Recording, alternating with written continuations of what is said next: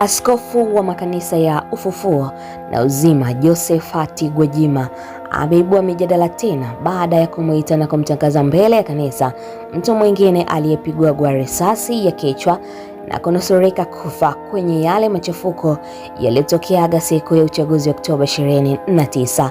Wengi wanashangaa ujasiri wa Askofu Gwajima kumhoji mtu huyu ndani ya kanisa, kwani wanakumbuka kanisa hili la Ufufuo na Uzima liliwahi fungiwagwa kisa masuala kama haya. Hii ni Mseto Media, kikubwa hakikisha umebonyeza maneno subscribe kisha alama ya kengele. Watu wengi wamemshangaa Askofu Gwajima baada ya kumuita mbele na kumuelezea binti aliyepigwa risasi ya nyuma kwenye kichwa na kutokea kinywani kwenye machafuko ya Oktoba 29. Binti huyo alidai kuwa alikuwa anatoka kazini na kuelekea nyumbani, hakuwa kwenye maandamano wala machafuko, lakini ghafla anashangaa alipigwa risasi.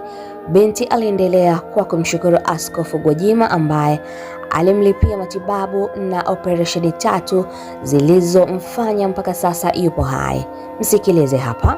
Wakati nimekaa hapa nimemwona binti mmoja ambaye tangu kanisa limefunguliwa amenigusa sana.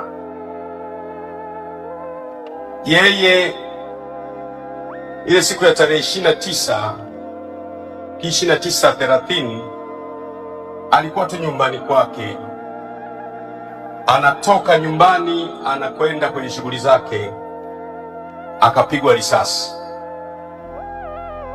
Kapigwa risasi ikaingilia nyuma, ikatokea mdomoni,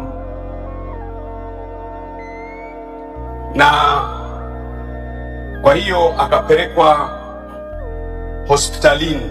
Kwa hiyo amekuwa akifanyiwa operation tena na tena. Amefanyiwa operation zaidi ya 4, 5. Nimefurahi kwa sababu nimemwona leo yuko pale, amesuka vizuri na amekaa vizuri. Hebu njoo binti yangu, njoo.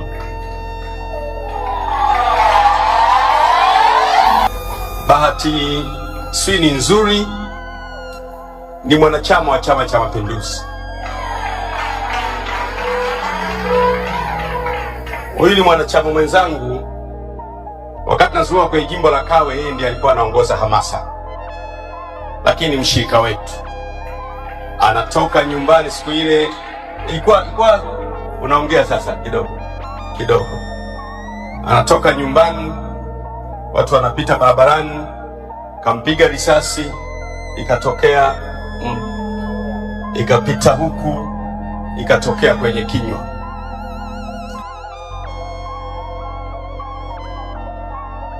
Lakini Mungu aliye shujaa wa kulinda amemlinda. Bwana ni shujaa wa vita. Nilipomwona mara ya kwanza, nilimwona amefungwa waya mdomo mzima. Baadaye tukaamua sisi tutalipa gharama za operation zake.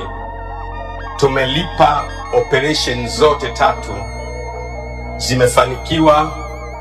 Leo yuko hapa amesimama mbele hapa. Tumpigie Bwana makofi. Hakwenda kwenye maandamano popote pale, alikuwa nyumbani kwao tu. Kwa ufupi tu, ilikuwa tarehe 29, kesho yake tarehe 30, nilikuwa nyumbani, nikatoka kwa sababu nilikuwa nimeenda kazini. Nikaenda kulala kwa rafiki yangu. Kesho yake ile asubuhi saa 3 nikasema siwezi kukaa hapa na njaa muda wote.